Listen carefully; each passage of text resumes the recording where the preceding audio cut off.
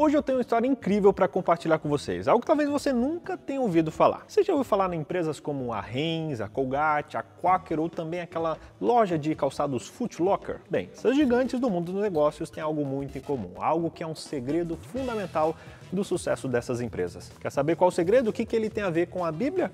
Vem comigo!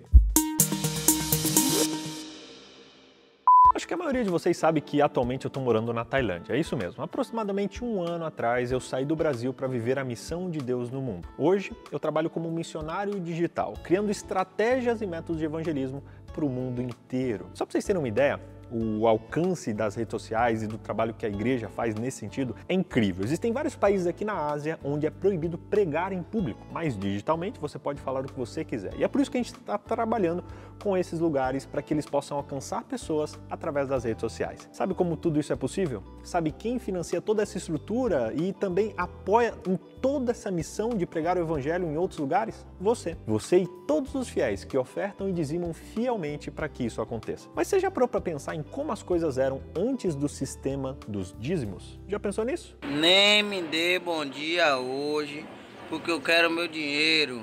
No início do movimento adventista, os nossos líderes muitas vezes precisavam fazer qualquer tipo de trabalho para se sustentar, para sustentar as pregações, as viagens. E quando a gente fala de sacrifício financeiro, o casal Tiago e Ellen White são um exemplo incrível. Eles enfrentavam tempos difíceis nos primeiros anos do casamento, tendo que vender quase tudo que tinha para financiar a impressão de livros e periódicos que espalhavam a mensagem adventista. Imaginem só, Tiago White trabalhava na colocação de trilhos de trem, trabalhava também cortando grama e trabalhando ali de maneira manual para sobreviver e também para usar essa renda para imprimir edições quinzenais do periódico Review and Herald. Mas sabe o que motivava eles? Era a crença na mensagem que eles estavam compartilhando. Eles estavam dispostos a trabalhar sem remuneração, porque eles sabiam que estavam fazendo algo maior. Foi só no ano de 1859 que a igreja adotou oficialmente o que chamamos de beneficência sistemática, ou eles chamavam de Irmã Betsy. Esse era um nome popular. Era um sistema que encorajava as pessoas a fazerem doações semanais para promover a obra da igreja. Naquela época não era exatamente um décimo da renda, 10% como a gente faz hoje, não. A prática de usar os dízimos para sustentar pastores veio só no ano de 1878. Ou seja,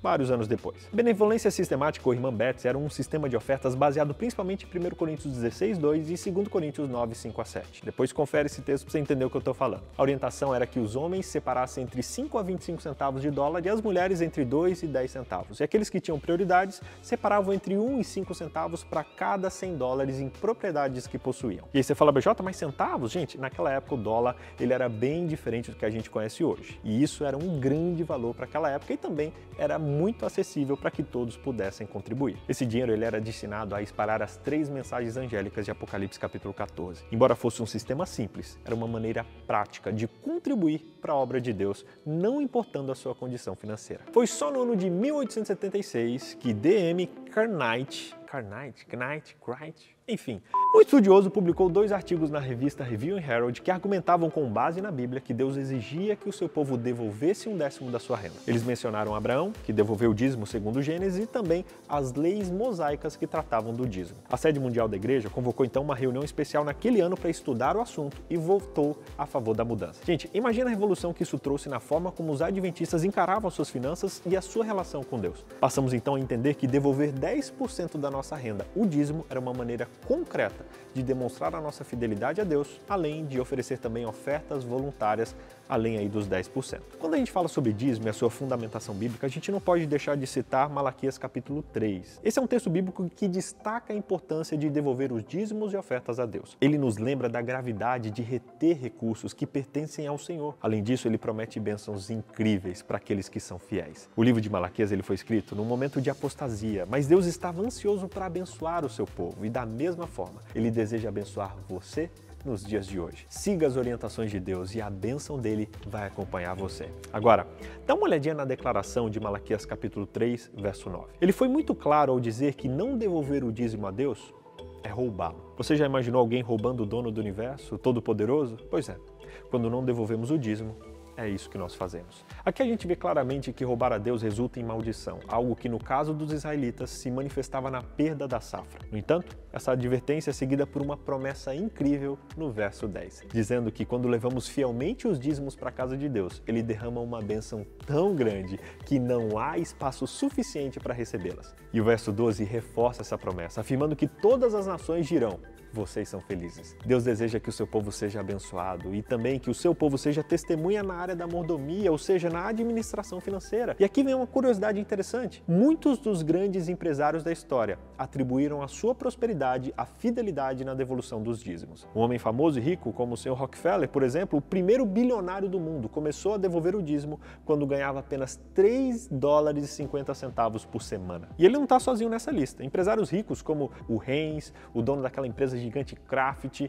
um outro cara lá da Colgate e vários outros, também priorizavam Deus nas suas finanças e foram abençoados por isso. E aí você fala: BJ, mas isso não é teologia da prosperidade? Eu dou para Deus, Ele me abençoa, me faz rico?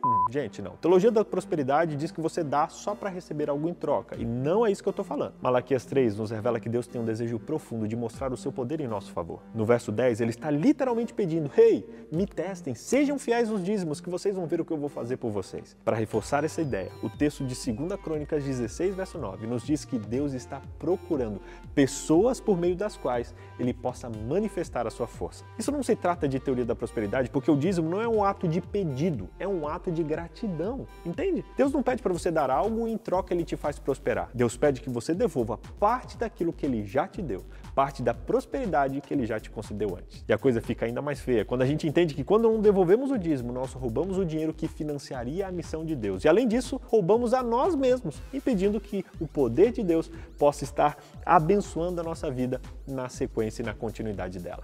É uma besteira gigante. Ladrão!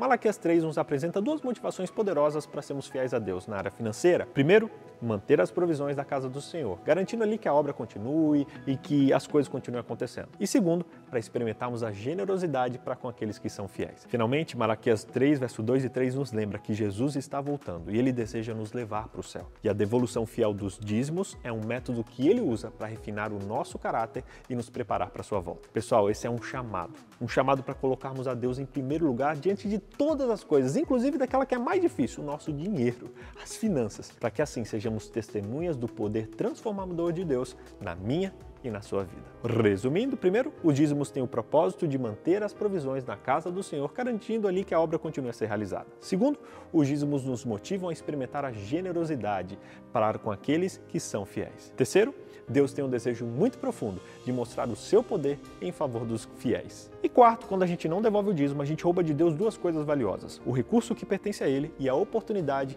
de Ele demonstrar o poder dele através de nós.